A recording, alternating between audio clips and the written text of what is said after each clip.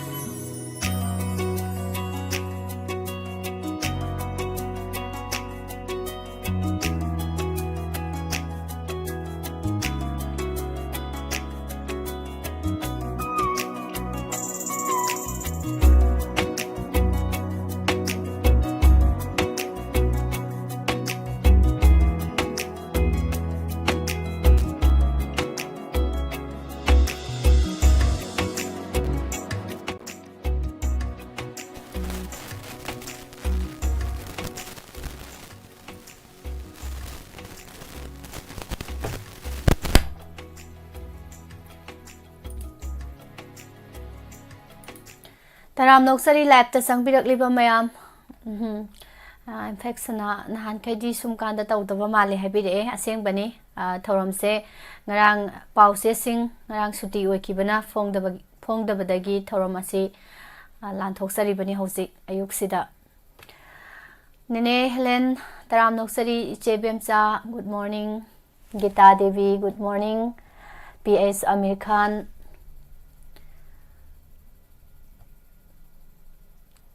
ꯇꯔꯥꯝ ꯅꯣꯛꯆꯔꯤ ꯂꯥꯏꯚꯇ ꯂꯩꯕꯤꯔꯤꯕ ꯃꯌꯥꯝ, ꯊꯧꯗꯥꯝ ꯑꯁꯥ ꯀꯨꯃꯥꯔ,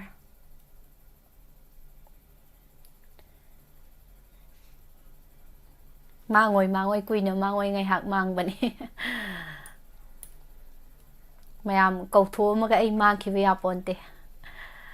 ꯁꯨꯁꯤꯝꯇꯤ ꯑꯣꯏꯅꯥꯝ ꯇꯔꯥꯝ ꯅꯣꯛꯆꯔꯤ, ꯕꯦꯝꯕꯦꯝ ꯃꯣꯏꯔꯥꯡꯊꯦꯝ ꯒꯨꯗ ꯃꯣꯔꯅꯤꯡ꯫ ꯑꯍꯥꯟꯕ ꯀꯣꯂꯔ ꯂꯩꯔꯦ꯫ ꯒꯨꯗ ꯃꯣꯔꯅꯤꯡ ꯖꯣꯌꯥ,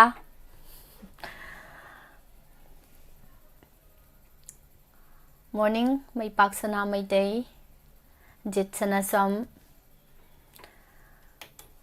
ꯑꯍꯥꯟꯕ ꯀꯣꯂꯔꯅ ꯐꯖꯕ ꯏꯁꯩ ꯑꯃ ꯈꯜꯂꯛꯀꯅꯤ, ꯇꯥꯃꯤꯟꯅꯁꯤ ꯃꯌꯥꯝ꯫ ꯍꯜꯂꯣ ꯍꯜꯂꯣ ꯍꯜꯂꯣ, ꯇꯔꯥꯝ ꯅꯣꯛꯆꯔꯤ꯫ ꯑꯩꯈꯣꯏꯒꯤ ꯗꯥꯏꯃꯟꯕꯨ ꯍꯥꯏꯅꯤꯡꯉꯥꯏ ꯂꯩꯇꯅ ꯊꯥꯒꯠꯆꯔꯤ꯫ ꯌꯥꯝ ꯏꯆꯥ ꯅꯨꯡꯁꯤ꯫ ꯄꯨꯁꯄꯔꯥꯅꯤꯕꯨꯁꯨ ꯍꯥꯏꯅꯤꯡꯉꯥꯏ ꯂꯩꯇꯅ ꯊꯥꯒꯠꯆꯔꯤ꯫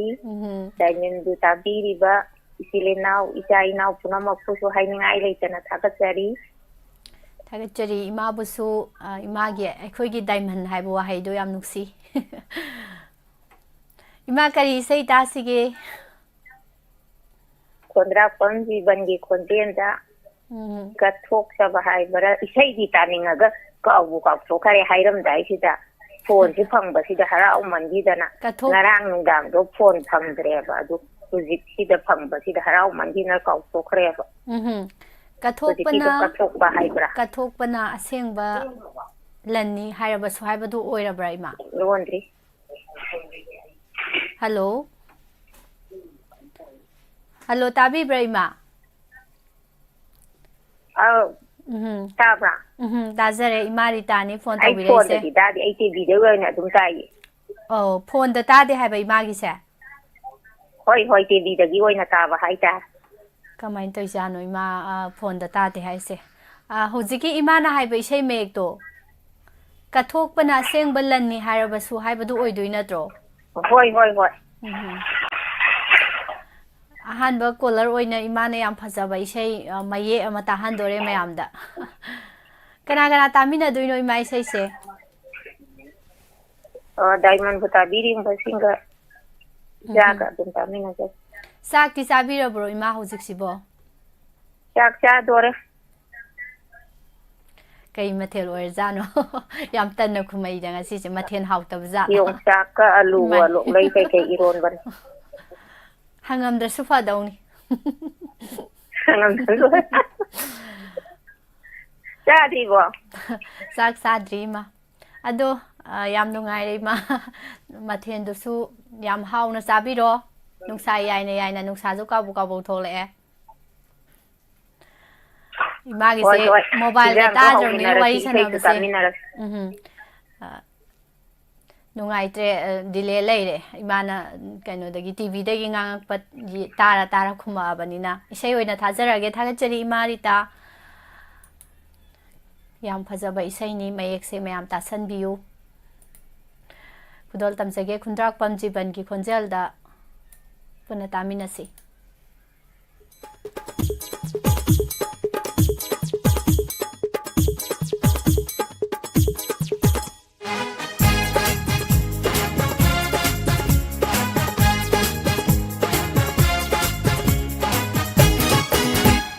Kathok ban aseng banung si bani hai rasu pen thok laga miyam na pukchel chawi hai rasu ngam loyai di mag kaina ba oi jabathi ba punsi ni hai rasu thawaina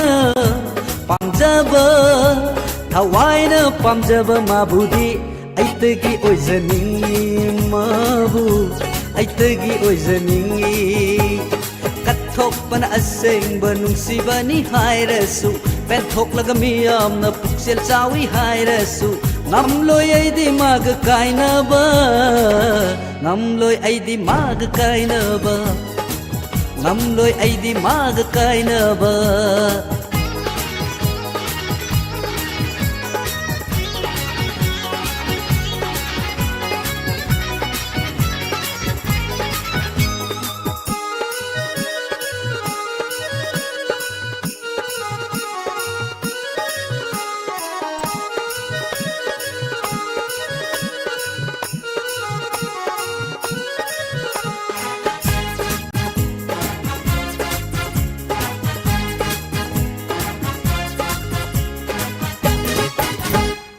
Magi awaba mapau tabada miku amalai taraba aigi thamoini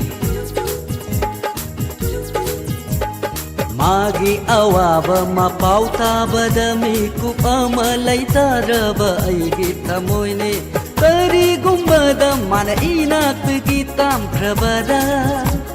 Kari gumbada mana inak gitam krabada Ningam dan lukra ni punsi pamel se thingam raba Pirangi irol nungda thingam raba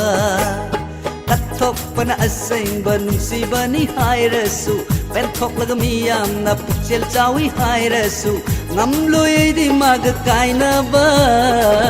ngam loi ai di mag kaina ba ngam loi ai di mag kaina ba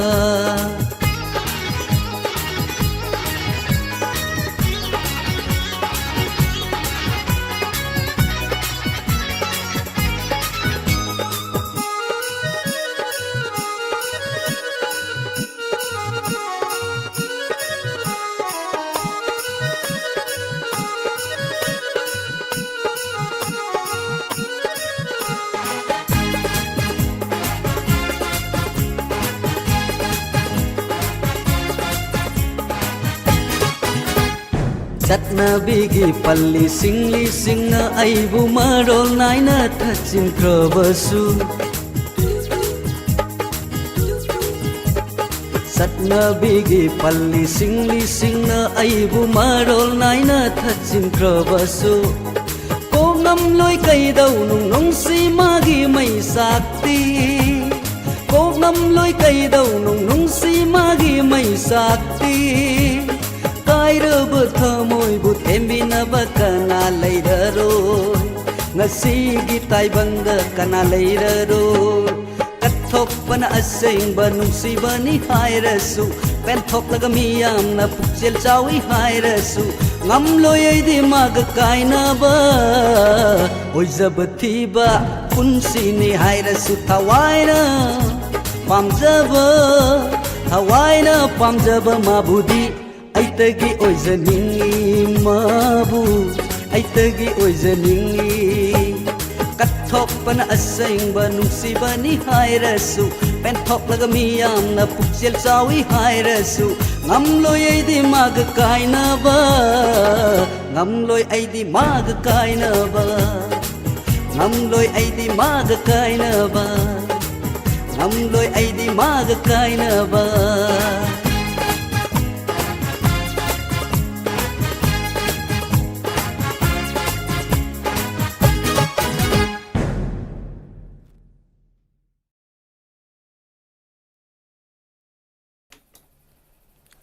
ꯏꯁꯩ ꯐꯖꯕ ꯑꯃꯁꯨ ꯇꯥꯊꯣꯛꯈ꯭ꯔꯦ ꯂꯥꯏꯞꯇꯁꯨ ꯃꯌꯥꯝ ꯂꯦꯞꯄ ꯂꯩꯇꯅ ꯆꯪꯁꯤꯜꯂꯛꯏ ꯗꯥꯏꯃꯟꯒꯤ ꯃꯦꯝꯕꯔꯁꯤꯡ diamond ꯇꯤꯚꯤꯒꯤ ꯐꯦꯃꯤꯂꯤꯗ ꯂꯩꯕꯤꯔꯤꯕ ꯃꯦꯝꯕꯔꯁꯤꯡ ꯑꯌꯥꯝꯕꯅꯕꯨꯗꯤ ꯋꯥꯠꯂꯤ ꯑꯗꯣ ꯈꯔꯗꯤ ꯌꯧꯁꯤꯜꯂꯛꯑꯦ ꯕꯣꯅꯤꯁꯣ ꯇꯔꯥꯝ ꯅꯣꯛꯆꯔꯤ ꯃꯤꯁꯁꯦ ꯏꯁꯩ ꯁꯛꯇꯧꯕ ꯃꯥꯜꯂꯦ ꯍꯥꯏ ꯉꯁꯤꯁꯦ ꯏꯁꯩ ꯄ꯭ꯔꯣꯒꯥꯝ ꯈꯔ ꯀꯨꯡꯉꯦ ꯑꯩꯒꯤ ꯑꯣꯏꯅ ꯑꯗꯨꯅ ꯈꯪꯗꯦꯅꯤ ꯏꯁꯩꯁꯦ ꯍꯣꯔꯦꯟ ꯂꯥꯁꯀꯤꯗ ꯑꯣꯏꯅ ꯁꯛꯄꯅ ꯐꯔꯤꯕ꯭ꯔꯥ ꯅꯨꯡꯊꯤꯜꯗꯁꯨ ꯑꯗꯨꯝ ꯑꯩꯒꯤ ꯄ꯭ꯔꯣꯒꯥꯝ ꯂꯩꯔꯛꯀꯅꯤ ꯑꯗꯨꯅ ꯈꯪꯗꯦ ꯏꯁꯩ ꯍꯩ ꯈꯨꯍꯩꯁꯤꯒ ꯋꯥꯗꯕ ꯉꯝꯗꯦ ꯑꯗꯨꯅꯤ ꯃꯔꯨꯞ ꯑꯝꯕꯤꯀꯥ ꯇꯔꯥꯝ ꯅꯣꯛꯆꯔꯤ ꯂꯤꯟꯊꯣꯏ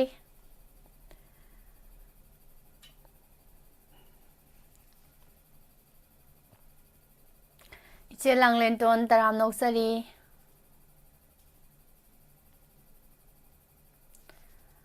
ꯍꯦꯃꯣꯂꯇꯥ ꯅꯤꯡꯊꯧꯖꯝ ꯒꯨꯗ ꯃꯣꯔꯅꯤꯡ ꯂꯤꯠ ꯁꯅꯥꯁꯝ ꯒꯤꯇꯥ ꯗꯦꯕꯤ ꯇꯔꯥꯝ ꯅꯣꯛꯆꯔꯤ ꯃꯊꯪꯒꯤ ꯀꯣꯂꯔ ꯑꯃꯨꯛ ꯂꯧꯈꯠꯆꯒꯦ ꯍꯜꯂꯣ ꯍꯜꯂꯣ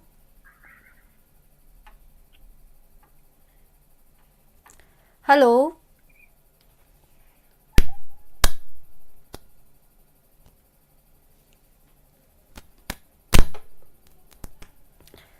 ꯂꯥꯏꯟꯁꯦ ꯅꯨꯡꯉꯥꯏꯇꯕ ꯃꯥꯜꯂꯦ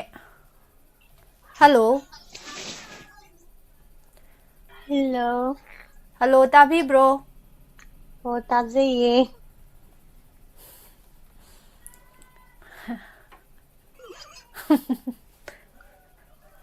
ꯀꯔꯤ ꯇꯥꯛꯄꯤꯒꯗꯕꯅꯣ ꯀꯔꯤ ꯇꯧꯁꯤꯒꯦ ꯈꯪꯗꯦ ꯀꯩ ꯇꯧꯗꯣꯏꯅꯣ ꯒ꯭ꯌꯥꯟ ꯇꯥꯗ꯭ꯔꯦ ꯏꯁꯩ ꯑꯃ ꯈꯟꯕ ꯌꯥꯏꯌꯦ ꯌꯥꯕ꯭ꯔꯥꯗꯣ ꯎꯝ ꯌꯥꯔꯗꯤ ꯈꯟꯇꯣꯛ ꯇꯥꯔꯦ ꯀꯔꯝꯕ ꯏꯁꯩ ꯑꯣꯏꯗꯣꯏꯅꯣ ꯏꯁꯩꯁꯦ ꯑꯣꯏꯔꯝꯂꯦ ꯃꯍꯥꯛꯇꯣ ꯐꯤꯂꯝꯗ ꯄꯨꯁꯄꯥꯔꯥꯅꯤ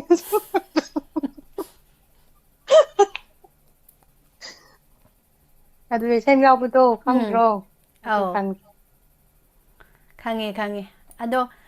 ꯈꯣꯟꯖꯦꯜꯗꯣ ꯇꯥꯈꯤꯗꯕꯁꯨ ꯌꯥꯝ ꯀꯨꯏꯔꯦ ꯏꯁꯩ ꯑꯍꯧꯕꯗꯣ ꯈꯪꯕꯨꯗꯤ ꯈꯪꯉꯦ ꯑꯗꯣ ꯁꯨꯔꯗꯨꯗꯤ ꯑꯩ ꯀꯥꯎꯈ꯭ꯔꯕ ꯏꯁꯩ ꯑꯍꯧꯕꯗꯣ ꯑꯩꯅ ꯊꯤꯕꯗ ꯂꯥꯏꯅꯕ ꯍꯥꯏꯐꯦꯠ ꯅꯤꯡꯁꯤꯡꯕꯤꯔꯛꯑꯣ ꯊꯃꯣꯏ ꯃꯥꯅ ꯈꯣꯏꯗꯥꯕꯗꯣ ꯄꯨꯛꯅꯤꯡ ꯃꯥꯅ ꯄꯦꯟꯖꯕ ꯇꯧꯕꯗꯣ ꯀꯩꯅꯣ ꯏꯁꯩꯁꯤ ꯃꯇꯦꯛ ꯁꯛꯏꯁꯤꯕꯣ ꯂꯣꯏꯊꯣꯛꯈꯤꯅꯦ ꯄꯥꯝꯃꯨꯔꯤꯅꯦ ꯑꯗꯨ ꯃꯌꯥꯝꯗ ꯀꯩꯅꯣ ꯃꯤꯡ ꯂꯩꯐꯝ ꯁꯛ ꯑꯝꯇ ꯇꯥꯛꯄꯤꯔꯝꯃꯨꯗꯅ ꯁꯥꯕꯜ ꯇꯣꯡꯕꯗ ꯄ꯭ꯔꯦꯃꯤꯇꯥ ꯋꯥꯏꯈꯣ ꯉꯁꯤꯁꯦ ꯀꯔꯤ ꯆꯥꯈ꯭ꯔꯒꯦ? ꯉꯁꯤꯁꯦ ꯀꯩꯅꯣ ꯈꯥꯃꯦꯟ ꯆꯥꯈ꯭ꯔꯦ ꯃꯤꯁ. ꯌꯥꯝ ꯅꯨꯡꯉꯥꯏꯔꯦ. ꯏꯁꯩꯁꯦ ꯀꯅꯥ ꯀꯅꯥ ꯇꯥꯃꯤꯟꯅꯗꯣꯏꯅꯣ?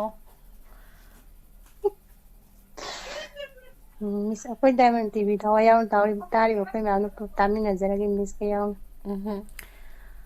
ꯑꯗꯣ ꯈꯣꯟꯖꯦꯜꯁꯨ ꯇꯥꯈꯤꯗꯕꯁꯨ ꯀꯨꯏꯔꯦ. ꯑꯗꯣ ꯄ꯭ꯔꯣꯒꯥꯝꯗꯤ ꯑꯗꯨꯝ ꯌꯦꯡꯕ ꯅꯠꯇ꯭ꯔꯣ ꯃꯔꯨꯞ? ꯃꯤꯁ ꯄ꯭ꯔꯣꯒꯥꯝꯗꯤ ꯑꯗꯨꯝ ꯌꯦꯡꯉꯦ. ꯆꯥꯠ ꯌꯥꯎꯕꯗꯣ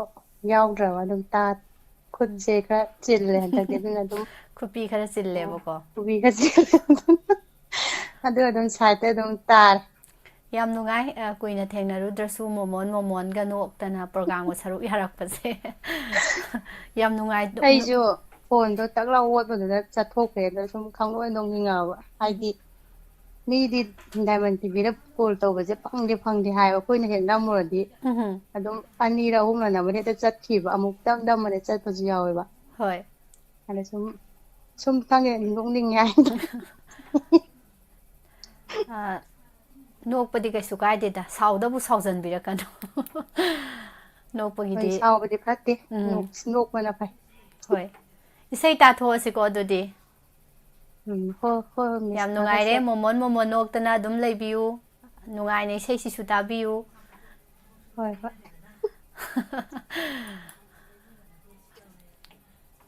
ꯅꯪꯒꯤ ꯃꯤꯅꯣꯛꯁꯦ ꯑꯩ ꯋꯥ ꯉꯥꯡꯐꯝꯒ ꯈꯪꯗꯦ ꯑꯗꯨꯅꯤ. ꯏꯁꯩ ꯑꯣꯏꯅ ꯇꯥꯃꯤꯟꯅꯔꯁꯤ. ꯑꯣꯏꯔꯝꯂꯦ ꯃꯍꯥꯛꯇꯨꯃꯛ ꯐꯤꯂꯝꯗꯒꯤ ꯄꯨꯁꯄꯥꯔꯥꯅꯤꯒꯤ ꯈꯣꯟꯖꯦꯜꯗ ꯁꯆꯤꯟꯗ꯭ꯔ ꯊꯣꯛꯆꯣꯝꯅ ꯁꯩꯔꯦꯡꯕ ꯑꯃꯗꯤ ꯑꯣꯏꯅꯥꯝ ꯒꯤꯠꯅ ꯁꯩꯔꯥꯡꯕ ꯏꯁꯩ.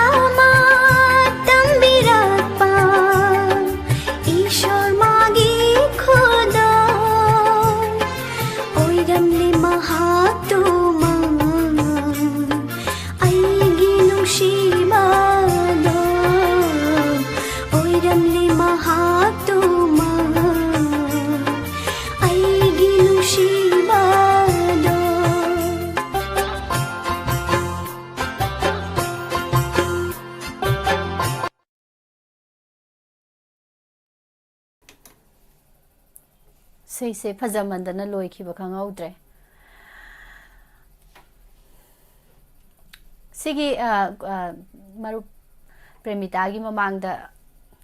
ꯖꯌꯥ ꯀꯣꯜ ꯐꯪꯕꯅꯦ ꯑꯗꯣ ꯂꯥꯏꯟꯁꯦ ꯂꯥꯏꯟ ꯕꯦꯔꯥ ꯇꯧꯕꯗꯒꯤ ꯀꯣꯜ ꯇꯠꯈꯤꯕ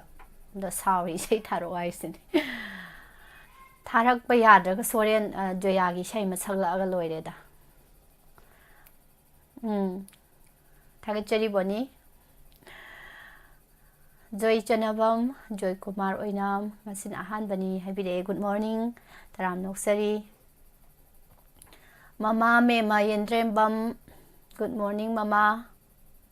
ꯀꯅꯥꯗ ꯋꯥꯔꯤ ꯁꯥꯔꯤꯅꯣ ꯍꯥꯏꯁꯤꯅꯦ ꯔꯣꯃꯦꯟ ꯃꯌꯥꯡ ꯃꯤꯁ ꯄꯨꯁꯄꯔꯅꯤ ꯌꯥꯝ ꯐꯖꯈꯠꯂꯛꯈꯤꯗꯧꯕ ꯌꯥꯝ ꯋꯥꯠꯂꯤ ꯅꯍꯥꯟꯋꯥꯏ ꯐꯖꯍꯧꯗ꯭ꯔꯦ ꯑꯗꯨꯅ ꯍꯧꯖꯤꯛ ꯌꯥꯝ ꯐꯖꯔꯛꯈꯤꯗꯧ ꯌꯥꯝ ꯋꯥꯠꯂꯤ ꯊꯕꯛ ꯆꯤꯟꯗꯅ ꯂꯦꯞꯄꯒꯁꯨ ꯃꯔꯛ ꯑꯁꯪꯕ ꯀꯥꯟꯗꯗꯤ ꯌꯦꯡꯕ ꯂꯥꯛꯄꯤꯌꯨ ꯌꯥꯝ ꯐꯖꯔꯛꯈꯤꯗꯧꯕ ꯋꯥꯠꯂꯤꯕ ꯖꯥꯠꯅꯤ ꯃꯃꯥ ꯏꯕꯦꯝꯃꯟ ꯅꯤꯡꯊꯧꯈꯣꯡꯗꯒꯤ ꯇꯔꯥꯝ ꯅꯣꯛꯆꯔꯤ ꯃꯃꯥ ꯊꯥꯒꯠꯆꯔꯤ ꯁꯥꯕꯤꯇ꯭ꯔꯤ ꯂꯥꯏꯇꯣꯟꯖꯝ ꯍꯅꯤ ꯕꯦꯕꯤ ꯕꯣꯏ ꯇꯔꯥꯝ ꯅꯣꯛꯆꯔꯤ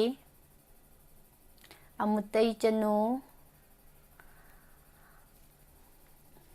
ꯌꯥꯝ ꯅꯨꯡꯉꯥꯏ ꯊꯣꯏꯕꯤꯁꯨ ꯉꯁꯤꯗꯤ ꯎꯕ ꯐꯪꯉꯦ ꯇꯔꯥꯝ ꯅꯣꯛꯆꯔꯤ ꯊꯣꯏꯕꯤ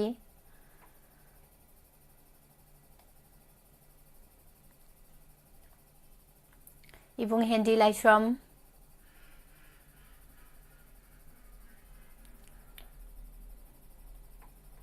ꯁꯥꯎꯕ ꯄꯛꯆꯗꯦ ꯖꯣꯌꯥ ꯁꯥꯎꯈꯤꯒꯅꯨ ꯃꯊꯪꯒꯤ ꯀꯣꯂꯔ ꯑꯃꯨꯛ ꯂꯧꯈꯠꯆꯒꯦ hello Hello, good morning, Miss. Good morning ꯉꯁꯤꯁꯦ ꯑꯝꯇ ꯈꯟꯖꯒꯦ. ꯏꯁꯩꯁꯨ ꯈꯟꯕꯤꯌꯨ ꯑꯗꯣ ꯃꯌꯥꯝꯗ ꯁꯛ ꯃꯤꯡ ꯂꯩꯐꯝ ꯑꯩꯒꯤ ꯑꯝꯇ ꯇꯥꯛꯄꯤꯌꯨ ꯂꯩꯐꯝ ꯊꯧꯕꯥꯜ ꯃꯣꯏꯖꯤꯡ ꯊꯣꯡꯖꯥꯎꯗꯒꯤ ꯖꯨꯂꯤ ꯁꯥ. ꯍꯣꯏ ꯖꯨꯂꯤ ꯉꯁꯤꯗꯤ ꯂꯥꯏꯞꯇ ꯎꯗꯦꯅ ꯃꯤꯁ ꯇ꯭ꯔꯥꯏ ꯑꯩ ꯇꯧꯕꯒꯤ ꯅꯨꯡꯗꯅ ꯂꯩ ꯇꯤꯚꯤꯗ ꯂꯩꯌꯦ ꯃꯤꯁ ꯑꯗ ꯆꯥꯛꯁꯨ ꯌꯥꯎꯖꯔꯝꯃꯤꯗꯨꯗꯤ. ꯑꯣ ꯑꯩꯅ ꯎꯍꯧꯗꯕꯒꯤ ꯑꯣꯏꯔꯝꯗꯧ ꯃꯥꯜꯂꯦ ꯀꯩ ꯏꯁꯩ ꯁꯦꯠꯇ ꯈꯟꯖꯒꯦ. ꯇꯥꯁꯤꯒꯦ ꯍꯥꯏꯕꯤꯌꯨ ꯈꯣꯡꯒꯨꯜ ꯐꯤꯂꯝꯒꯤ ꯖꯦꯟꯇꯅ ꯁꯛꯄ ꯏꯁꯩꯗꯣ ꯑꯗꯨꯝ ꯇꯥꯖꯔꯒꯦ. ꯏꯁꯩ ꯃꯌꯦꯛꯇꯣ ꯍꯥꯏꯐꯦꯠ ꯄꯟꯕꯤꯔꯛꯑꯗꯤ ꯅꯨꯡꯉꯥꯏꯗꯧꯅꯤꯗꯣ. ꯊꯥꯡꯖꯤꯡ ꯂꯥꯏꯒꯤ ꯂꯩꯃꯥꯡꯗꯨꯗ ꯅꯪꯅ ꯖꯒꯣꯏ ꯁꯥꯈꯤꯕꯗꯣ ꯀꯥꯎꯔꯕꯔꯣ. ꯀꯥꯎꯔꯕꯔꯣ. ꯌꯥꯝ ꯐꯖꯕ ꯏꯁꯩꯅꯤꯅꯦ ꯑꯗꯨꯗꯤꯀꯣ. ꯆꯣꯡꯊꯔꯒꯦ ꯊꯥꯕꯜꯒ ꯆꯣꯡꯅꯤꯡꯉꯛꯄꯒ ꯇꯤꯚꯤ ꯄꯣꯛꯇꯣꯏꯖꯥꯠꯅꯤ. ꯃꯃꯥꯡꯗ. ꯀꯩꯗꯧꯔꯝꯃꯤꯅꯣ ꯇꯤꯚꯤꯗ ꯑꯣꯏꯅ ꯌꯦꯡꯉꯤꯁꯦ. ꯇꯤꯚꯤꯗꯤ ꯌꯦꯡꯕꯁꯦ ꯃꯌꯥꯝ ꯌꯦꯡꯕꯅꯤꯅ ꯐꯣꯟꯗꯗꯤ ꯃꯁꯥ ꯃꯁꯥꯒꯤ ꯄꯥꯏꯅꯔ ꯂꯩꯔꯕꯅꯤꯅ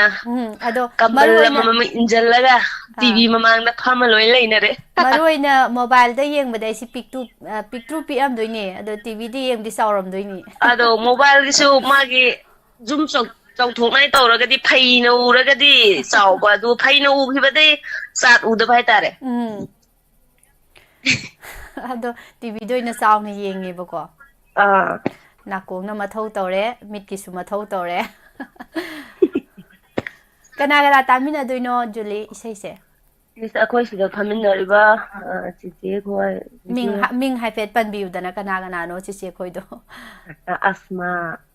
ꯔꯨꯕꯩꯌꯥ ꯁꯜꯃꯥ ꯁꯥ ꯑꯗꯨꯒ ꯑꯩꯈꯣꯏ ꯏꯌꯥꯝꯕ ꯁꯃꯤꯔ ꯑꯩꯈꯣꯏ ꯕꯥꯕꯤ ꯔꯨꯍꯤꯅꯥ ꯑꯩꯈꯣꯏꯒꯤ ꯕꯥꯕꯤꯒꯤ ꯃꯆꯥꯅꯨꯄꯤ ꯁꯣꯐꯤꯌꯥ ꯁꯤꯅ ꯂꯣꯏꯖꯔꯒꯦ ꯃꯤꯁ. ꯌꯥꯝ ꯅꯨꯡꯉꯥꯏꯔꯦ ꯆꯥꯛꯇꯤ ꯆꯥꯕꯤꯈ꯭ꯔꯕ꯭ꯔꯣ ꯖꯨꯂꯤ ꯆꯥꯛ ꯆꯥꯔꯦ. ꯀꯩ ꯃꯊꯦꯜ ꯇꯧꯔꯒꯦ. ꯉꯁꯤꯗꯤ ꯌꯦꯔꯨꯝ ꯊꯣꯡꯕ ꯑꯣꯏꯅ ꯆꯥꯔꯦꯗ. ꯑꯗꯨꯗꯤ ꯏꯁꯩ ꯑꯃꯨꯛ ꯇꯥꯃꯤꯟꯅꯔꯁꯤꯀꯣ. ꯐꯔꯦ ꯃꯤꯁ ꯐꯔꯦ. ꯈꯨꯗꯣꯜ ꯇꯝꯖꯒꯦ. ꯇꯞꯇꯥ ꯖꯌꯟꯇ ꯑꯃꯗꯤ ꯆꯤꯅꯥꯗꯣꯟ ꯄ꯭ꯔꯦꯃꯤꯂꯥ ꯑꯅꯤ ꯄꯨꯟꯅ ꯁꯛꯃꯤꯟꯅꯕ ꯏꯁꯩꯅꯤ ꯈꯣꯡꯒꯣꯜ ꯐꯤꯂꯝꯗꯒꯤ.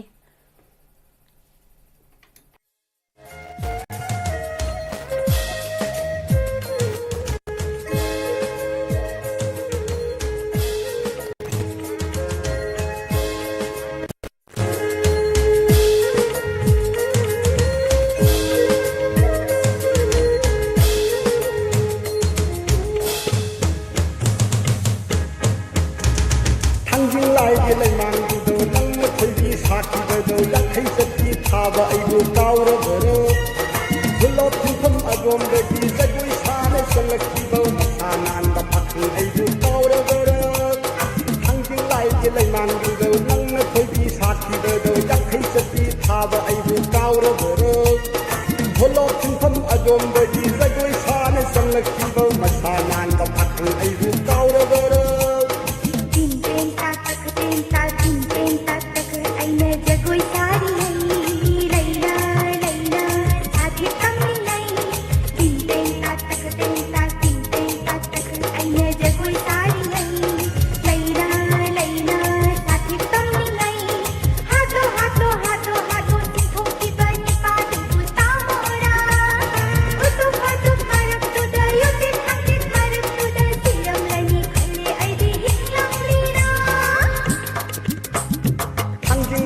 लैमानगुदो नंगना खोइबि साखीबदो याखै चत्ती थाबा अइबु काउरबरो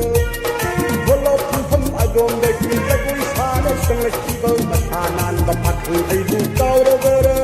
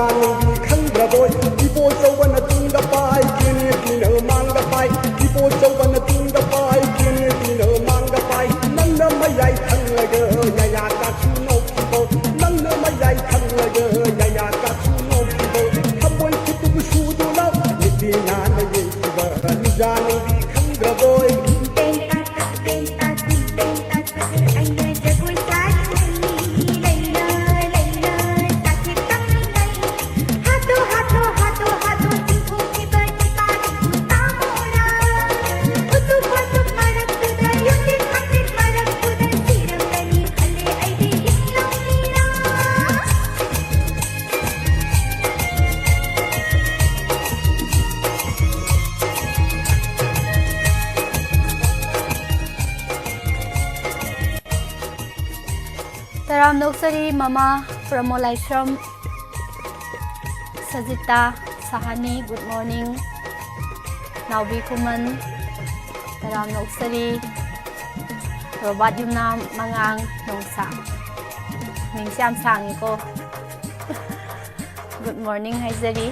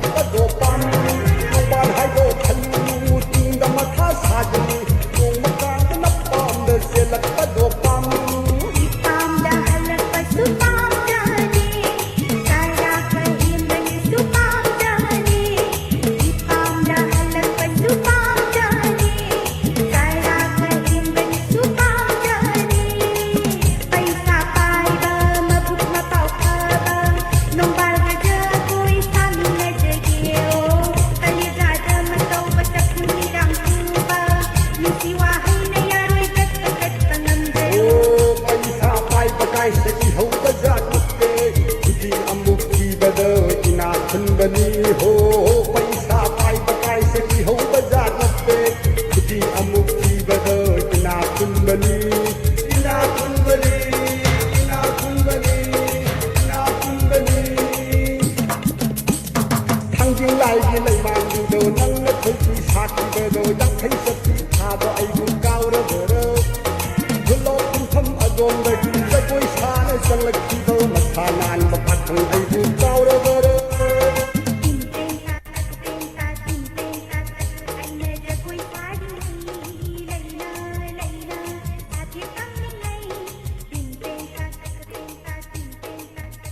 Zoya se i sum ka khalak pa male i se khara nem da na ba isai ma saksan jira khang de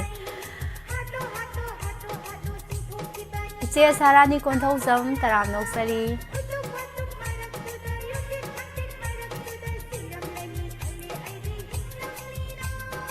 isai salakan ni amutai horen waina loi sakke na khalam bane do isai sak ta yaroi dori mi gaba phanaba kai isai khandoino khangdre aise kari isai khallo haino Miss Pusparani haijariba phajaba isai khallona aisu haijariba Robert Jumna phajabana mayam taba nungai do aduna phajaba isai khallo haijariba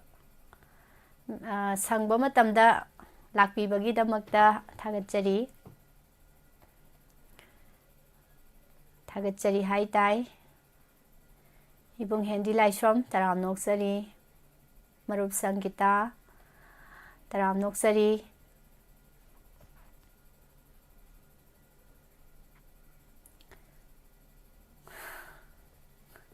Isai salage Comment se sum parak padan I ka bai comment se am yaw dong male dune I khar nem dana ba isai saksala age Cooler ngahaktang hol tawbiu thagachari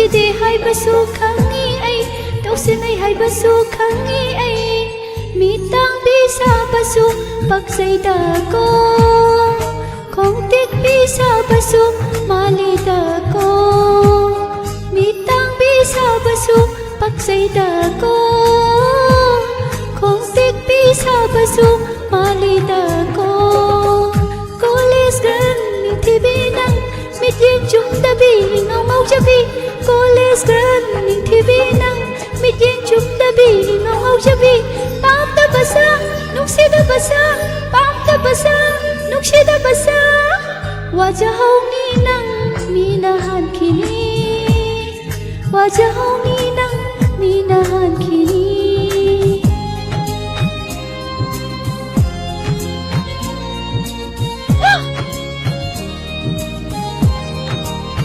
Sadananda ꯁꯥꯒꯤ ꯇꯧꯔꯒ ꯑꯩ ꯑꯣꯏꯅ ꯑꯗꯨꯝ ꯂꯩꯔꯝꯃꯦ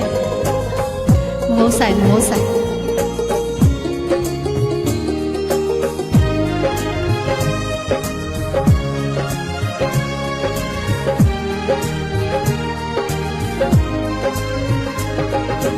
ꯑꯁꯦꯡꯕ ꯑꯃꯨꯛ ꯃꯥꯂꯤ ꯃꯥꯏꯁꯤ ꯑꯩꯕꯨ ꯅꯨꯡꯁꯤꯗꯕ ꯃꯥꯂꯤ ꯃꯥꯏꯁꯤ ꯑꯁꯦꯡꯕ ꯑꯃꯨꯛ ꯃꯥꯂꯤ ꯃꯥꯏꯁꯤ ꯑꯩꯕꯨ ꯅꯨꯡꯁꯤꯗꯕ ꯃꯥꯂꯤ ꯃꯥꯏꯁꯤ ꯀꯔꯤꯒꯤꯅꯣ ꯑꯗꯨ ꯋꯥꯍꯟꯕꯗꯤ ꯐꯠꯇꯦ ꯅꯪꯁꯤꯅꯕꯨ ꯌꯥꯝꯅ ꯐꯠꯇꯦ ꯑꯇꯣꯞꯄ ꯂꯩꯔꯁꯨ ꯍꯥꯏꯕꯤꯔꯛꯎ ꯃꯤꯃꯥꯡꯗꯗꯤ ꯑꯩꯕꯨ ꯆꯣꯞꯍꯟꯒꯅꯨ ꯑꯇꯣꯞꯄ ꯂꯩꯔꯁꯨ ꯍꯥꯏꯕꯤꯔꯛꯎ ꯃꯤꯃꯥꯡꯗꯗꯤ ꯑꯩꯕꯨ ꯆꯣꯞꯍꯟꯒꯅꯨ ꯀꯣꯂꯦꯖ ꯅꯤꯡꯊꯤꯕꯤ ꯅꯪ 미팅 좀더비 농어셔비 콜레스 그런 TV랑 미팅 좀더비 농어셔비 마음다 바사 녹시다 바사 마음다 바사 녹시다 바사 와자호미 낭 미나한 키니 와자호미 낭 미나한 키니 와자호미 낭 미나한 키니 와자호미 와자호미 낭 미나한 키니 와자호미 낭 미나한 키니 ያን ታወዱና ታገጭሪ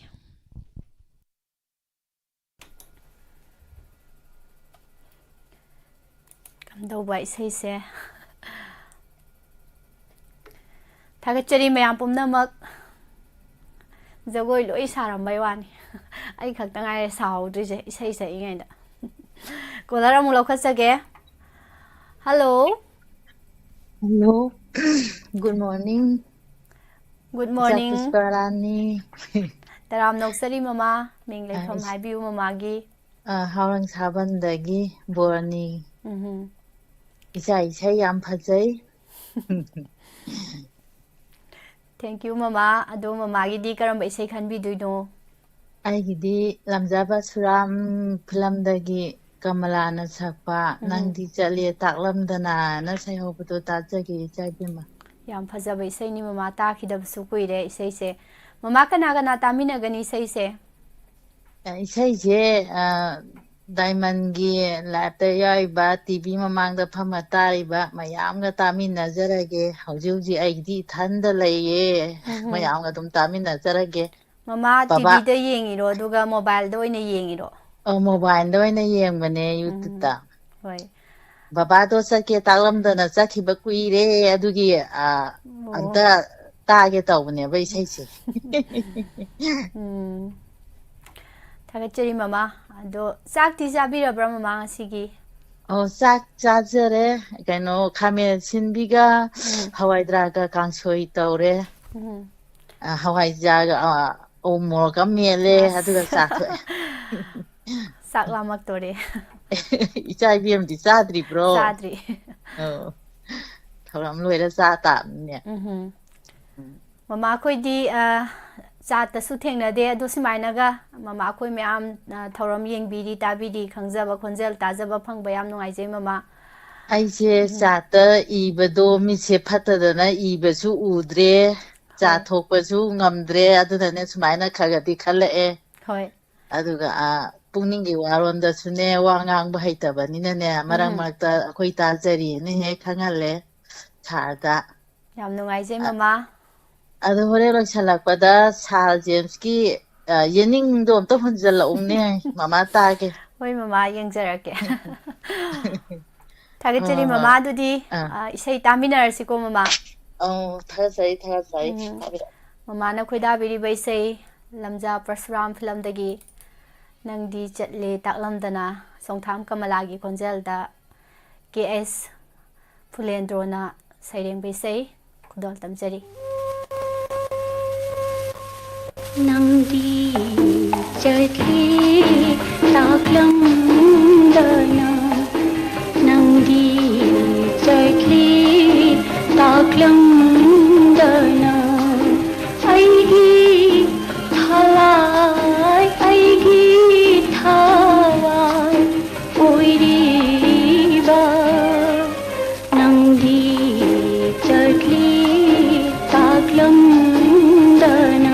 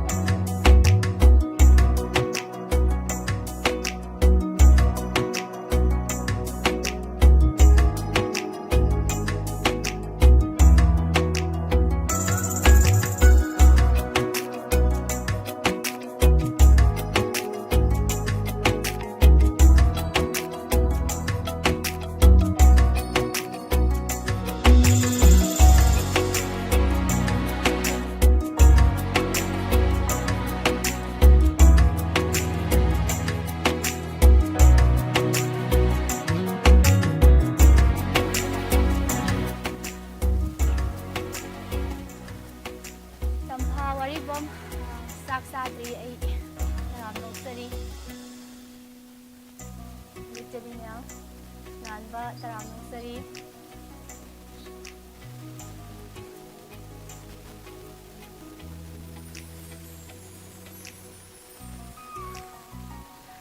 ꯀꯩꯅꯣꯅꯤ ꯍꯥꯏꯁꯤ ꯀꯩꯅꯣ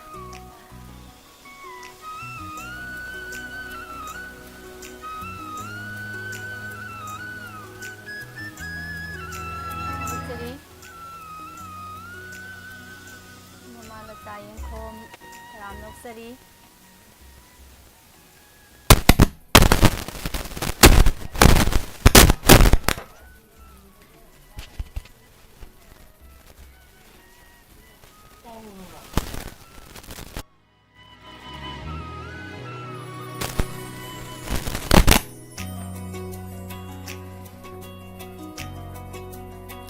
Nene Somola Samurai Latpam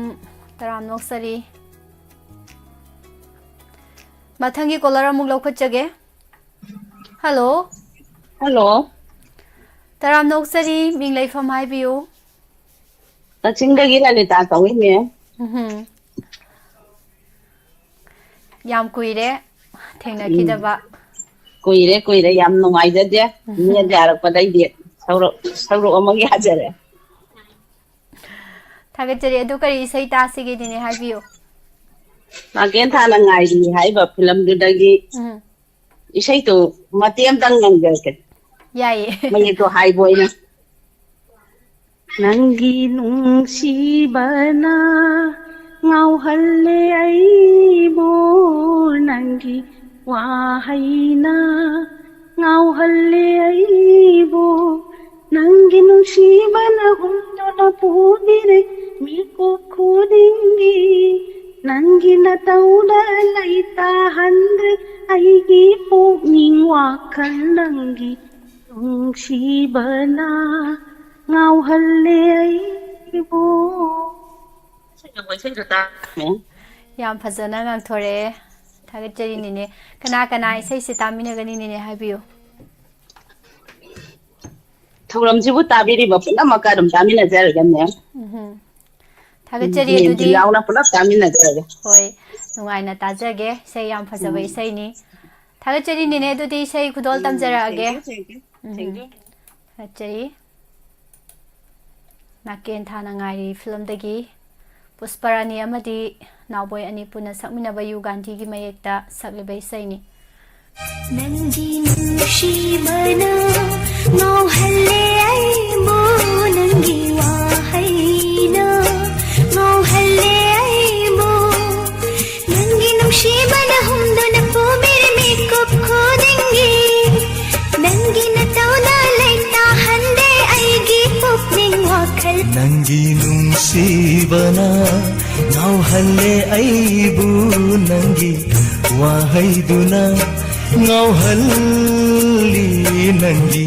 nungsibana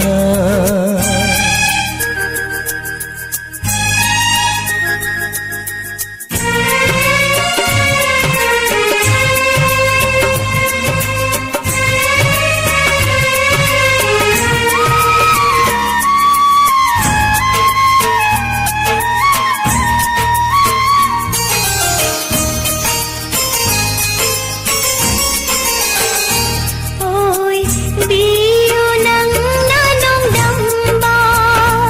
lep lagi pun siso nangi oi nang chau basaranu nangbo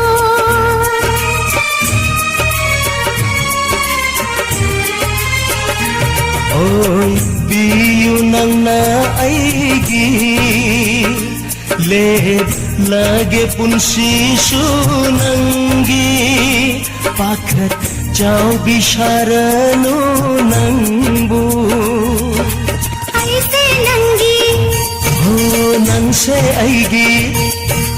Aise nangi nang se aigi nainingila nakta nangi nushibana ngauhalle aibo nangi wahaina ngauhalle nangi nushibana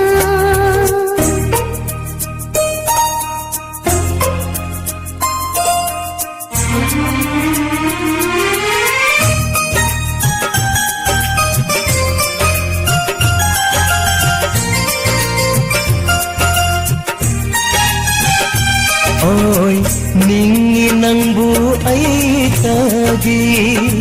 ꯃꯄꯣꯛ ꯈꯨꯗꯤꯡꯃꯛꯇ ꯆꯠꯃꯤꯟꯅꯁꯤ ꯅꯨꯡꯁꯤ ꯈꯣꯡꯂꯣꯏ ꯑꯣꯏꯅ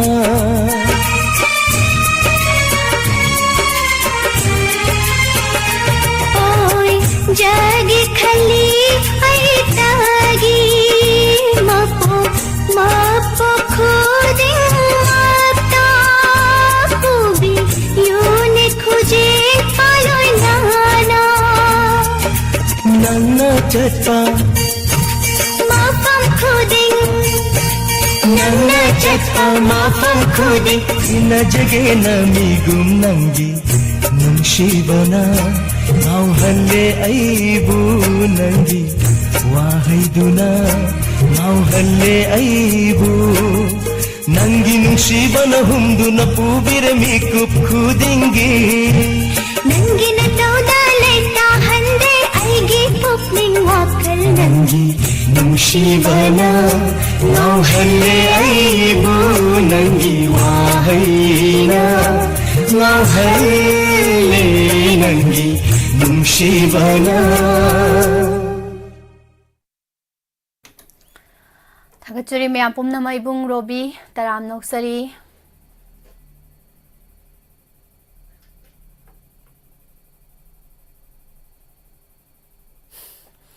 call ꯐꯪꯗ꯭ꯔꯤꯕ ꯂꯥꯁ colour ꯑꯣꯏꯕ ꯌꯥꯔꯣꯏ ꯍꯥꯏꯁꯤꯅꯤ ꯍꯣꯔꯦꯟꯁꯨ ꯃꯌꯥꯝ ꯂꯩꯔꯤ ꯀꯩꯗꯧꯔꯒꯦ ꯁ꯭ꯌꯥꯝꯆꯥꯟ ꯊꯥꯡꯖꯝ ꯇꯔꯥꯝ ꯅꯣꯛꯆꯔꯤ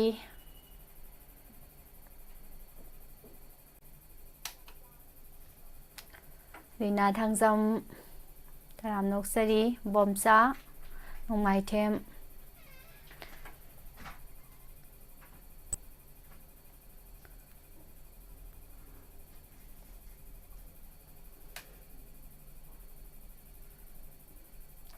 ꯆꯪꯕꯤꯔꯛꯂꯤꯕꯁꯤꯡ ꯆꯦ ꯖꯤꯕꯂꯇꯥ ꯇꯔꯥꯝ ꯅꯣꯛꯆꯔꯤ ꯅꯅꯥꯎꯅ ꯕꯤꯁꯣꯅꯦꯄ꯭ꯔꯥ ꯒꯨꯗ ꯑꯐꯇꯔꯅꯨꯟ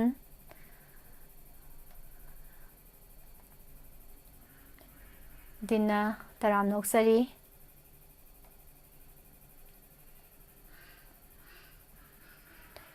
ꯅꯤꯅꯦ ꯀꯦ ꯑꯦꯁ ꯑꯩꯁ ꯂꯂꯤꯇꯥ ꯏꯁꯩ ꯈꯟꯕꯤꯔꯝꯕ ꯂꯥꯏꯚꯇꯁꯨ ꯌꯥꯎꯕꯤꯔꯦ ꯊꯥꯒꯠꯆꯔꯤ ꯇꯔꯥꯝ ꯅꯣꯛꯆꯔꯤ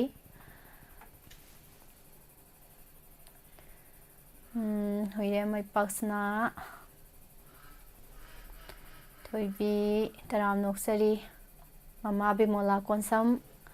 ꯒꯨꯗ ꯑꯐꯇꯔꯅꯨꯟ ꯃꯃꯥ केस मजाहर मथंगी कॉलर अमुक लौखटचगे hello hello good afternoon miss good afternoon मिंग लेफम हाइबियो मिस आई हाइंगांग थौसोम लेरक्तगी थबा कौए miss ngасina ming se ahan batazabo ina tawe miss ममांगददी याम खनगरे नेट यारिङैदा नेट यादब मतुंगददी आई हुजि खा तौदबा ननदे अंतक सुम तौबा निमलादि दुम खंगे sum kuina lapthok narubaduda kaukhibajaani होय निमलागदि दुम पाउ फाउने हुजिसु थागचरी करी sei khanbi duino miss Imphal city film दगी ने सदानंदना सकपा नंगी थमोय कनबीनी नंगी मिनुसी खंगबीनी आइदो अदुइना ताजगे मिस थमोय कनबा याम थेंगनारो जालो खंगदे इसाइजे खंगफम फंगुदरा हे खंगबम हे खाइजलकपने कना कना तामिनगनी sei se habiyo कनो दिने कवादगी ओजा सोइबम प्रिचंदगा इचेनिंगो लेमगने अनि खोंजोम सापमदगी समरेंद्र हाइकुजम हाइबम तगा हापसोहुकी होय कका समरेंद्र होय सिने याबिरेको होय लैपटॉप लाइबे मयामगा टीवी दा येंगिबे मयामजिगा दुम तामिनाजि मिस इसैसु याम खोइदाना खनबिरे दो मते एमता ngang मयामसु ताबा नुंगाइनबा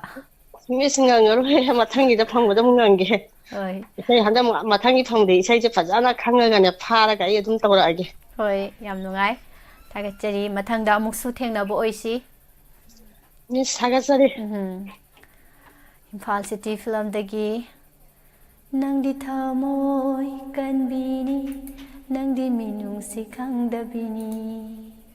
ꯅꯪꯒꯤ ꯊꯃꯣꯏꯅ ꯑꯗꯨꯝꯅ ꯀꯜꯂꯝꯒꯅꯤ ꯈꯜꯂꯨꯗꯦ ꯑꯩ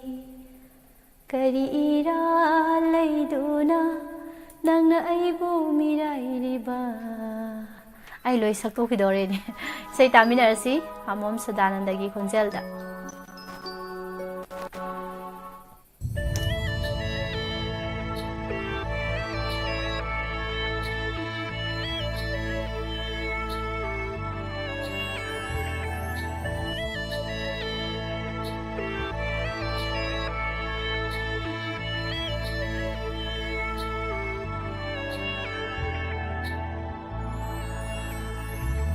ꯅꯪꯗꯤ ꯊꯝꯃꯣꯏ ꯀꯟꯕꯤꯅꯤ ꯅꯪꯗꯤ ꯃꯤꯅꯨꯡꯁꯤ ꯈꯪꯗꯕꯤꯅꯤ ꯅꯪꯒꯤ ꯊꯝꯃꯣꯏꯅ ꯑꯗꯨꯝꯅ ꯀꯜꯂꯝꯒꯅꯤ ꯈꯜꯂꯨꯗꯦ ꯑꯩ ꯅꯪꯗꯤ ꯊꯝꯃꯣꯏ ꯀꯟꯕꯤꯅꯤ ꯅꯪꯗꯤ ꯃꯤꯅꯨꯡꯁꯤ ꯈꯪꯗꯕꯤꯅꯤ ꯅꯪꯒꯤ ꯊꯝꯃꯣꯏꯅ ꯑꯗꯨꯝꯅ ꯀꯜꯂꯝꯒꯅꯤ ꯈꯜꯂꯨꯗꯦ ꯑꯩ ꯀꯔꯤ ꯏꯔꯥꯜ ꯂꯩꯗꯨꯅ ꯅꯪꯅ ꯑꯩꯕꯨ ꯀꯐꯜꯂꯤꯕ ꯅꯪꯅ ꯍꯥꯏꯕꯗ ꯌꯥꯔꯦ ꯈꯟꯗꯨꯅ ꯑꯩꯕꯨ ꯃꯤꯔꯥꯏꯔꯤꯕ ꯅꯠꯇꯔꯥ ꯅꯪꯒꯤ ꯊꯝꯃꯣꯏ ꯀꯟꯕꯤꯅꯤ ꯅꯪꯗꯤ ꯃꯤꯅꯨꯡꯁꯤ ꯈꯪꯗꯕꯤꯅꯤ ꯅꯪꯒꯤ ꯊꯝꯃꯣꯏꯅ ꯑꯗꯨꯝꯅ ꯀꯜꯂꯝꯒꯅꯤ ꯈꯜꯂꯨꯗꯦ ꯑꯩ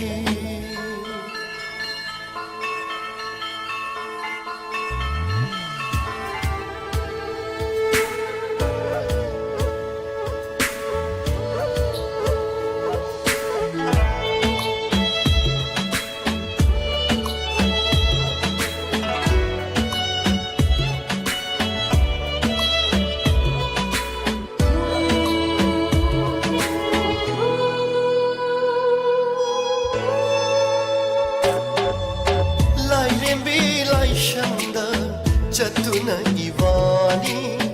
लाइरेंबी इमाना खुदम ओइबिदुना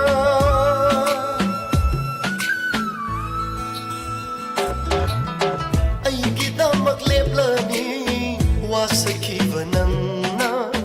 काइनबदा करिगे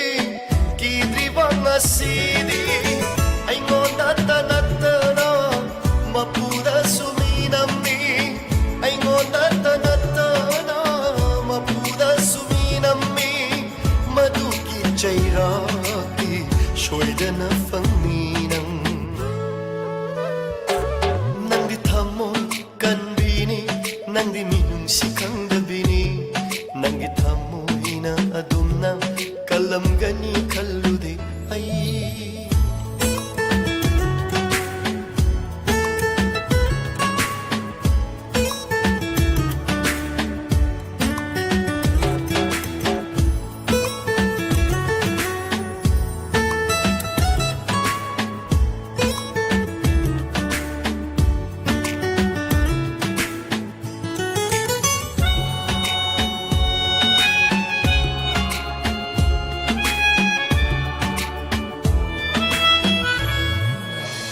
अइदी नंगु थमोय सेंना नुंसिबना नंगी याइफनबता खंजबनी अइना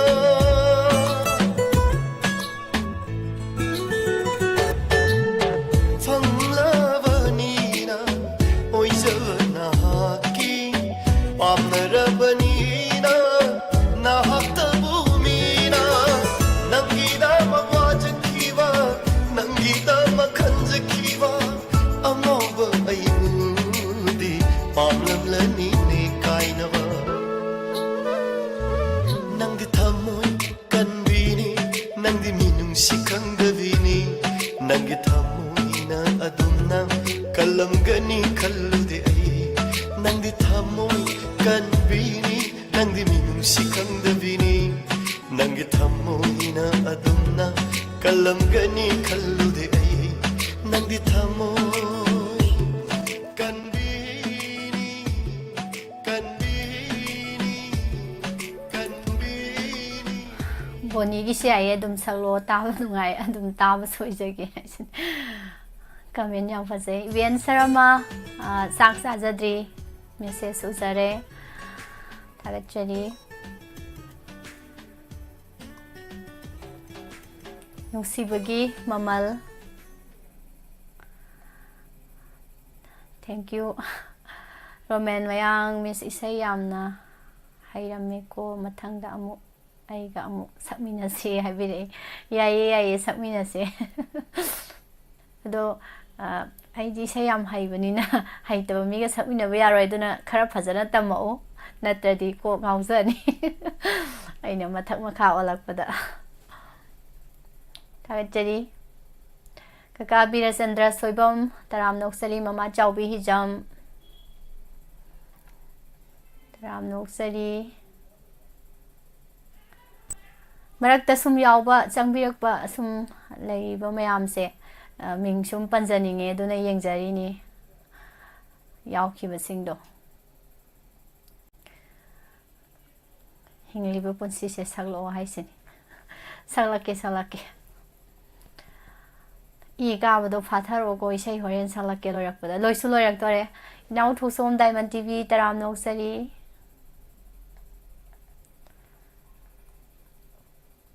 이제 말이야 야호 팅비 야호세 노무나 난 트릭 난니 노무나 이탱탱니 가마이 또이자노 강지 마탕기 콜라 럭커쩌게 콜라 아마 Laukalaga sige mathang dama laukalaga thoram loisinjage hello no good afternoon miss good afternoon ming leifam haibiyo tawtarai bai ke samtung nang mo ka de ye lang ba man mi karam bai sai khan bi doino kitinem bi je chori na sakwa ratan kumar mi tung bang di na ye ta tan la re ki thamoi dai to bodo adu ta sari yam phajaba isai ni hai comment yeng bada nok tore kana tamina doino isai se mayam punna dum tamina se ni hoi adu mate amta ngang thokpira mudana miss na chidi nang ta roi ke khanau kana la ki hoi kaisu kaide dudi sai kudol tamjara age agachari Palare gi thamoida Ratan Kumar Loitongam gi mayekta Khetri mayum bisesori na sagliba isai puna taminase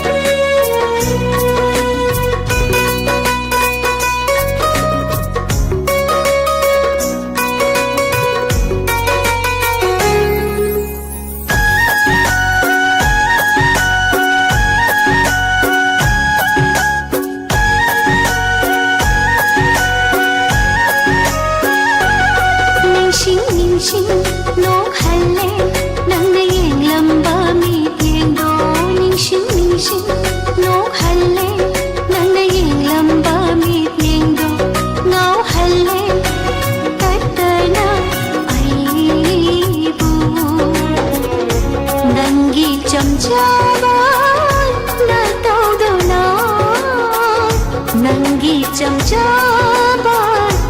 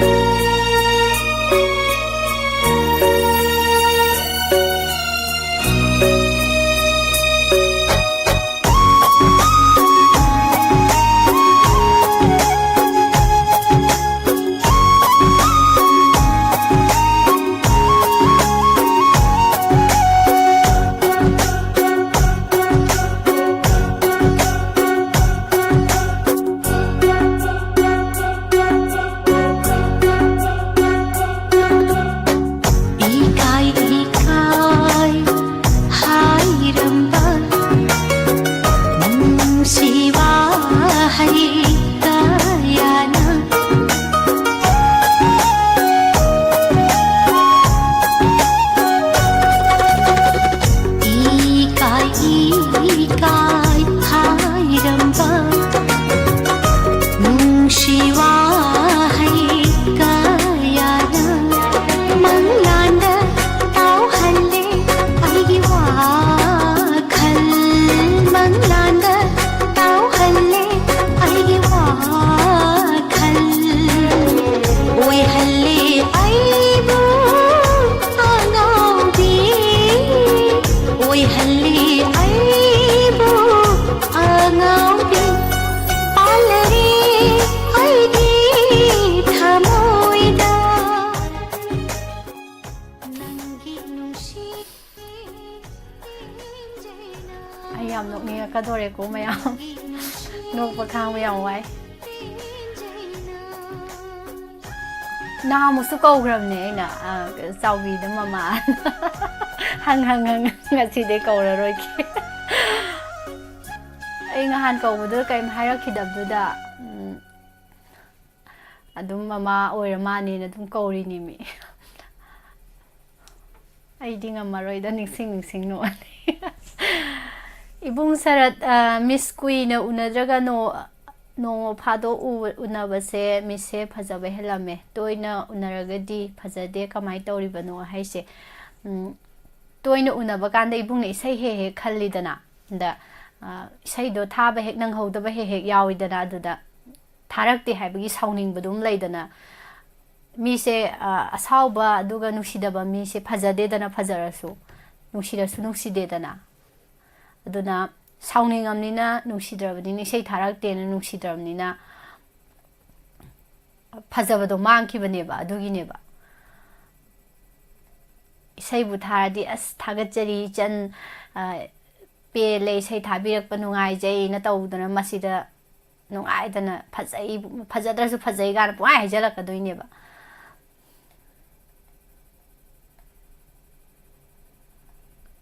Heidi khumjalle khangde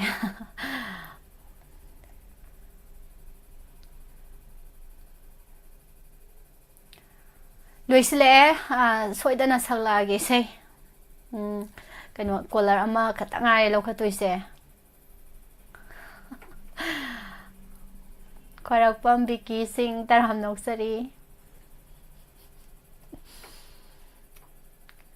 poirei yumnam miski samdo khara sanghalo duna hena phajani isai shu mai yabire samse samsang basigi wari yam leijani ai samsang bagi wari se ningshen mamangda pung ama phaning sitka phambale payawe adu sune mai ga sengak sangang ge sauning ithanda ne sauning dana ba amu thoi sau ba ngasai tho hang alanda sana doine dum sauning doine duna mara mai thijalurabane samsangaida hojik sam telak pai ke phaja thorak tana mayam ngaunari se uredana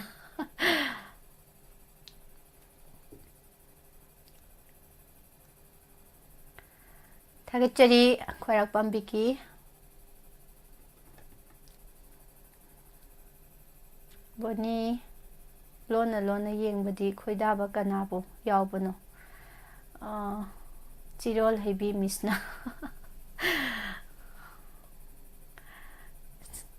loye da sidai de collar ga se lokat pa kaw dore da mayam comment se sum pa le ne bien saramana samsang se am phajai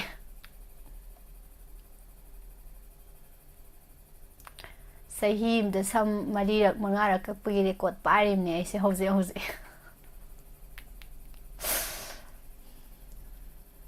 thagachari collar aroi ba lokhalage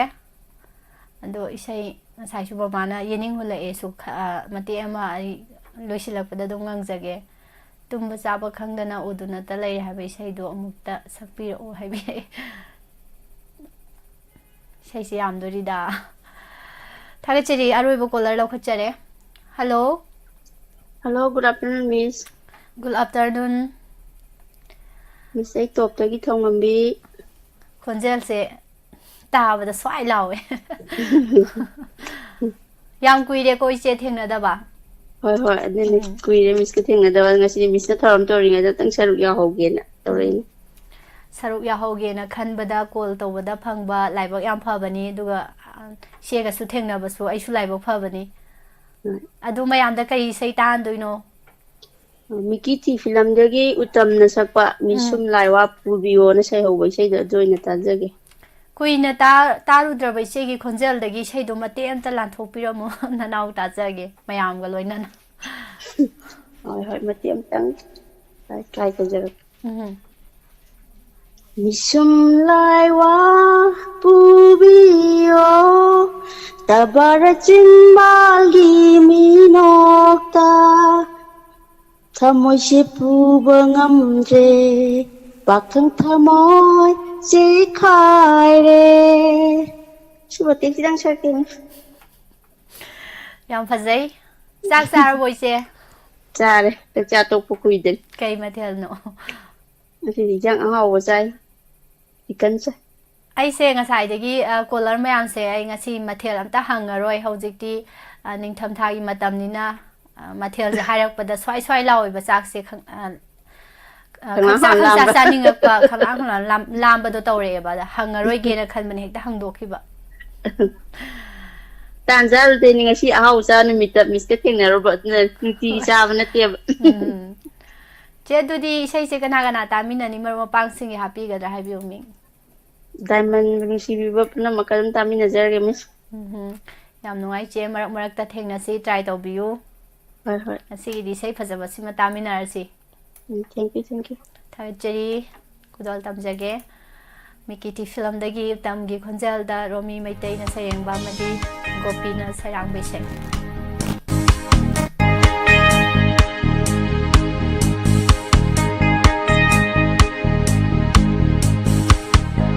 Bishum laiwa pubiyo tabara chinbalgi minokta thamoi se pubang andre pakhang thamoi chekhai re Bishum laiwa pubiyo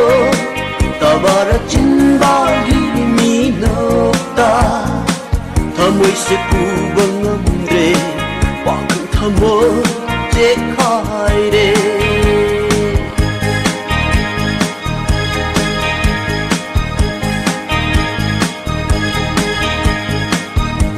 Laita kam khandare wakhal se nangbu uruba mikupta Laujak thamoi se ai haki bira bani punsisu na phamda Laita kam khandare wakhal se nangbu uruba mikupta Laujak thamoi se ai haki bira bani punsisu na phamda Mishum laiwa pubiyo tabara chinbalgi minokta thamoi se pubang andre pakhang thamoi chekhai re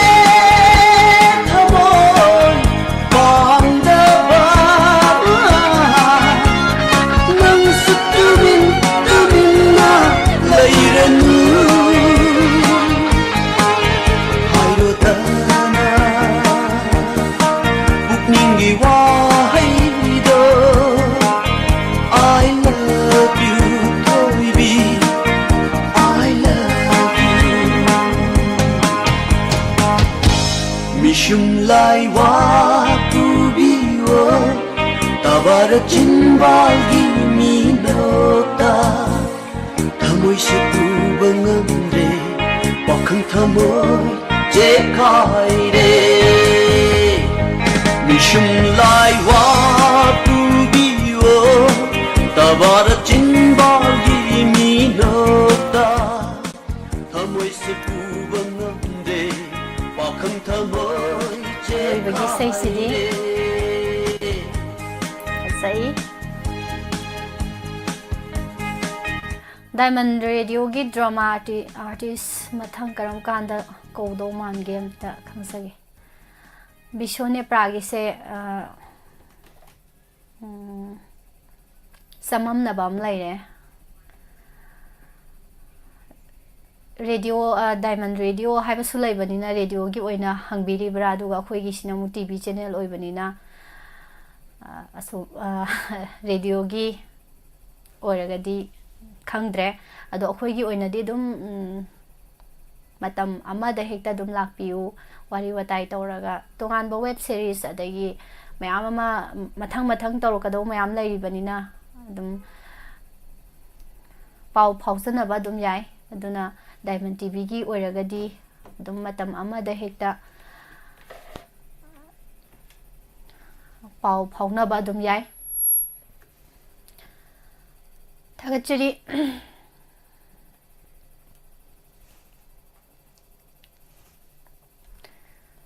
koi sita se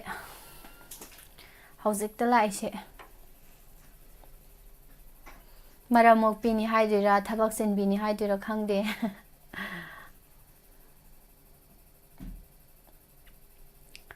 soidana sakani punsi hingliba punsi se nanginen mitra mangang taram noksari thagachari kaka Samarendra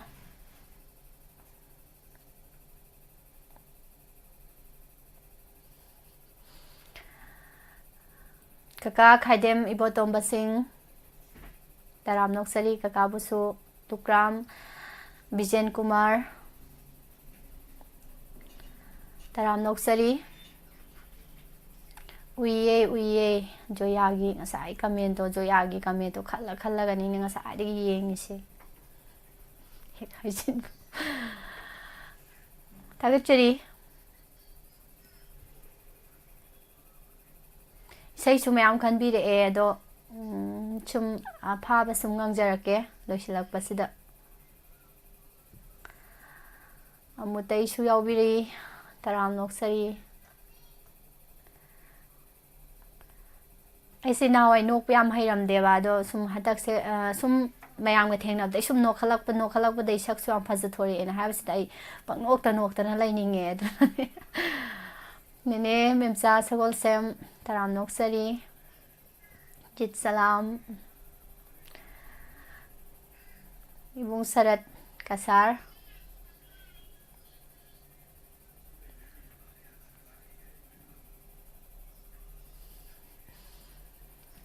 Roman Chak Sadri TV da amada program sida numit kya ni saruk yabige haibire as numit kaya ni lepige roina hangakpana phado male di khwarakpam biki se biki gi wahang se numit kya ni lepige na dumaina hangak taw male aigi achinba thabak lairaba khudong sada ba aigi achinba laiba numito adu numito khatang lepe program atay matam de dum program dum tawse newspaper reading dagi tay program nungthil gi program hojekti marak su numidang da su adum program tawsaba yawre bonina no panabu hena phasai habire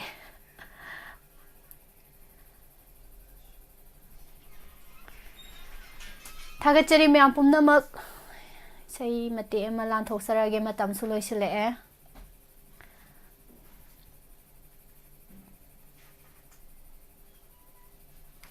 Megasandra kairak samjam ya mani midi khanaro no aisini Zoyana khanbirak paisai tem tamna su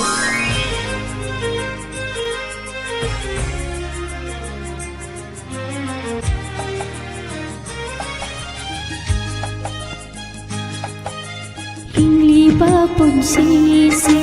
ꯅꯨꯡꯁꯤꯕꯒꯤꯗꯃꯛꯅꯤ ꯅꯨꯡꯁꯤꯕ ꯌꯥꯎꯗ꯭ꯔꯕ ꯑꯔꯦꯝꯕ ꯃꯄꯣꯛꯅꯤ ꯀꯥꯏꯅꯅꯤꯡꯗꯕꯅ ꯑꯩꯒꯤ ꯋꯥꯔꯦꯞꯅꯤ ꯊꯃꯣꯏꯕꯨ ꯋꯥꯍꯜꯂꯤꯕ ꯅꯨꯡꯁꯤꯕ ꯃꯍꯥꯛꯅꯤ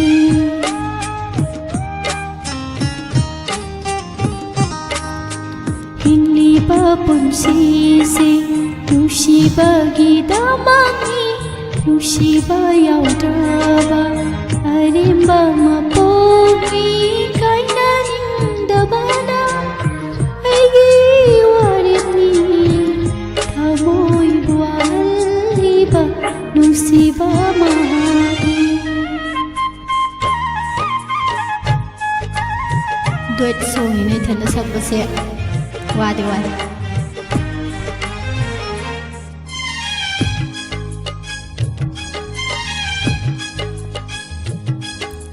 ꯑꯩꯒꯤ ꯃꯤꯠꯇ ꯅꯪꯕꯨ ꯎꯔꯤ ꯊꯃꯣꯏꯅꯨꯡꯗꯅ ꯅꯨꯡꯁꯤꯕꯅ ꯊꯜꯂꯤ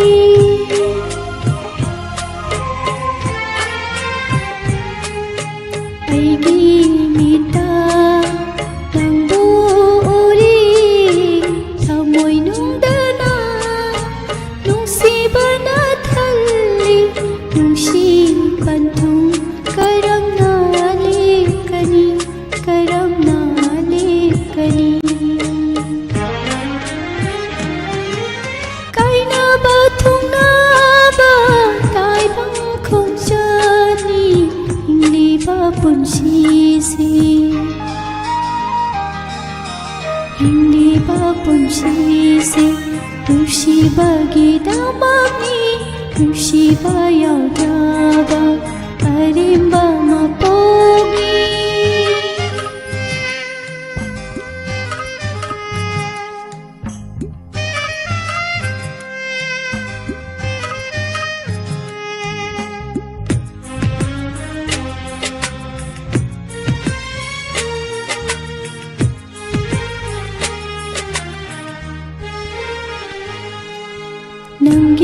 ꯅꯪꯒꯤꯗꯃꯛ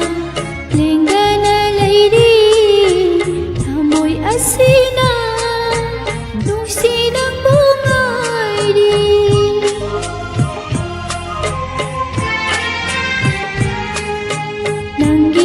ꯅꯪꯒꯤꯗꯃꯛ ꯂꯦꯡꯗꯅ ꯂꯩꯔꯤ ꯊꯃꯣꯏ ꯑꯁꯤꯅ ꯅꯨꯡꯁꯤ ꯅꯪꯕꯨ ꯉꯥꯏꯔꯤ ꯅꯪꯕꯨ करुणा फंगनी करुणा फंगनी अरे पलैताबा पुंसी खोजानी हिंगलीबा पुंसी से हिंगलीबा पुंसी से नुशीबागिदमानी नुशीबा यावराबा अरेंबा मपोनी कायनानिंगदबना अैगी वारेपनी थमोइबु वाहल्लिबा नुंशिबा महानी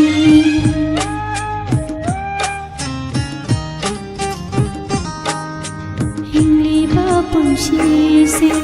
नुंशिबागिदमानी नुंशिबा यावराबा अरेंबा मपोनी अरेंबा मपोनी अरेंबा मपोनी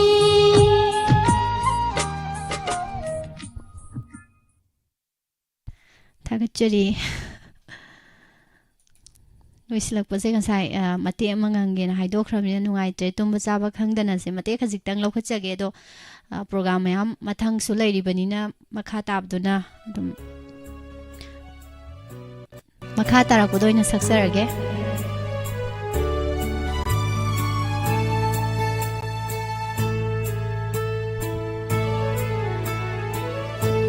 तुंबा चाबा खंगदना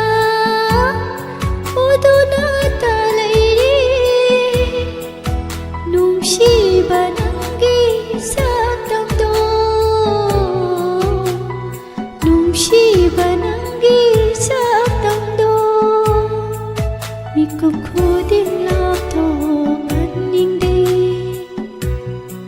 사나닝이 와리 낭다가 마시부 농시바 가오바라 동바자바 강대나 우두나 달라이리 농시바 낭기 샥당도 농시바 낭기 샥당도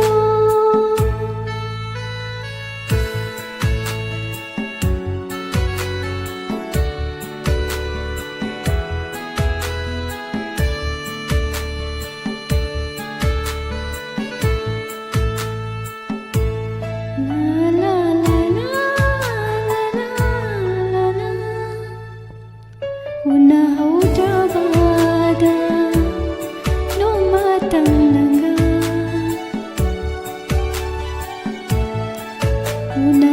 Unahaudrabada Nomatanganga Kalimawan mawa Aigi wakal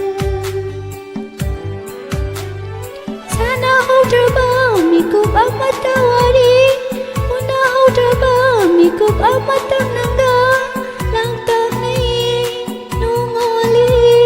Langtag na'y nungoli Pugningsi Masibu nung shibagi magula Saklam sale Lui salagi zoid Hore lang mo mayam tingna si Soidana horen su ishay fazaba kudol tamjage mayam su ishay khanbagi ready da laibiramo hauzikidi live morning program mi thoram loisinjage athangi page ta pukningi warol thoram da mu mayam hana lakpiu pumna ma hana thagachiri loislakpada ming amata panjadre loina mak thagachaba phongdoksari ngasi live mapung phan bikiba